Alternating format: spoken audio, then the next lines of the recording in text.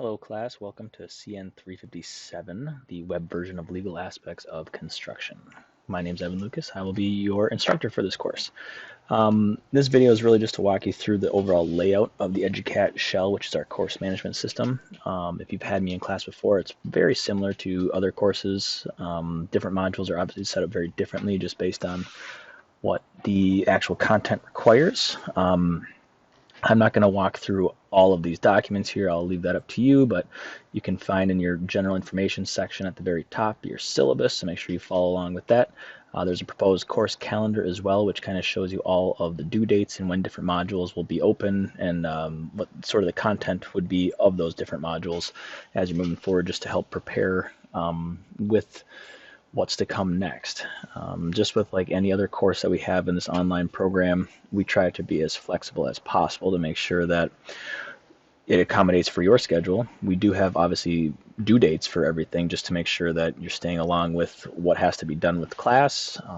Try to open up a lot of modules early just to, in case you find in your working life or personal life that you have maybe a week of more available time, that you might be able to get to some of the content a little bit earlier than originally planned.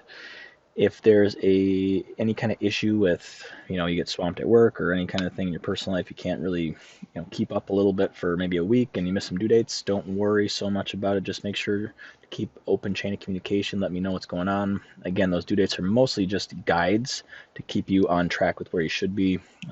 They obviously help very much for like discussion posts, just because there's always two aspects of a discussion post, which would be your initial response and then comments on your peer responses. So making sure you get those those responses in on time just to help the other classmates. Those are a little more of a big deal. The next thing on here is intro and expectations. I kind of had this for most of my classes, slightly different for each of them, just kind of turned into more of like life lessons and things I've learned throughout my career that I hope to pass on to you all as well. Different research and discussion and social media pointers too. Hopefully we don't have too many issues with that, but just making sure you learn how to find good information, because we all know how the internet can skew some things once in a while. Different resources as well, just showing your CSI divisions. There's a contractor's guide to construction laws, a lot of documents in there as well, and your course objectives. So I'll let you read through all of those. This course has 6 modules, all listed here. You'll see that different modules open on different dates. The first 2 open up right off the bat, and I'll just pull up one of them to show you kind of how things are laid out. In each module, you have your own instructional and video that'll kind of walk you through what's happening within each of those modules. So I'm not going to go through too much depth on individual modules just because you'll have that information as you go. There is a book for the course. Make sure you'll see that in the syllabus, but whenever I have readings and lectures, you'll see that there says Chapter 1, Construction Industry. That is what you have to read, and then we have different lecture notes that I give you as the PowerPoint to go along with those. A lot of times I have additional things like the project team and the team structure. So that is not a chapter in the book, but understanding how the project team is all sort of put together is what I find to be quite important, so you understand obviously all the different stakeholders involved in individual projects and all the liability that gets kind of thrown back on the contractor's shoulders, because that's what this whole course is about, really, is that risk and managing risk and understanding what your contractual obligations are and what your risk is when you sort of step outside of those boundaries, because as we should probably know through worldly experience, not everything and most things really are not black and white. Even your contracts are not black and white. There's a lot of room for interpretation, and there's a lot of room to step outside those lines within the legal bounds, but you're going to be putting yourself at risk for different things, but kind of necessary in order to make sure that your projects keep moving forward. So again, here's another one, basic laws litigation. No chapter on it in the book, but just understanding your basic court structure, litigation structure. Within each chapter, or within each module, I should say, there's going to be discussions, there's going to be quizzes, and there's going to be assignments. Your first module does not have an assignment section, but every module does have a discussion post section. I'll show you a different example here. So in Module 2, if you go down, you always have an assignments section. So Module 2 has actually 3 different assignments that are all related to each other. Very similar format, just looking at different contract documents and interpreting them, finding information throughout, and then a discussion post. Normally I want you to do your assignments first because your discussion post oftentimes will have a question, maybe two that relate sort of back to your assignments.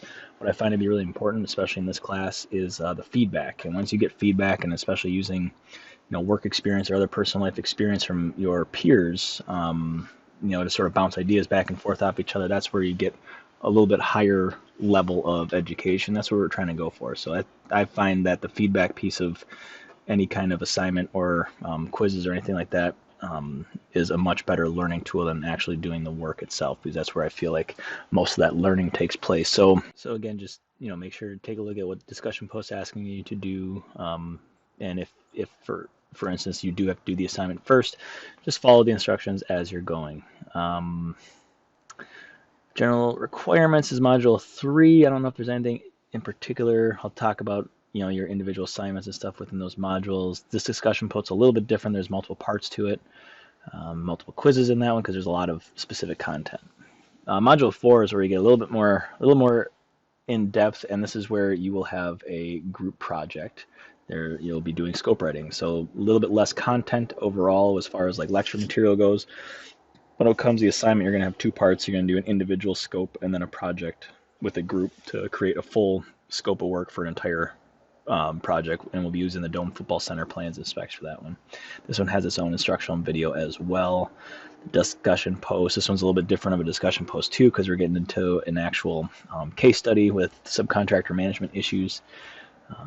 And then in Module 5 and Module 6 are a little bit shorter, because there is a lot of content in this class. It goes by very fast, but because the scope writing assignment is pretty long and pretty in-depth, I kind of back off on change management because you'll talk about that a little bit in other courses as well.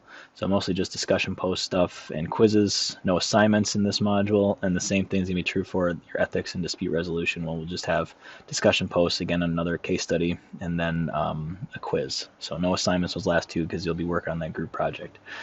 At the bottom, you'll have your links to different policies at Northern, so you can find most of your information that you need there, or you can just look at NMU's website. More resources for AGC's guide construction law, and then as always we have a career development section at the bottom too, just for helping resume building, interviewing options, looking at how to search for jobs, stuff like that, if that's the market you're into. So I guess with that, I will leave it to you, and I will see you again at Module 1.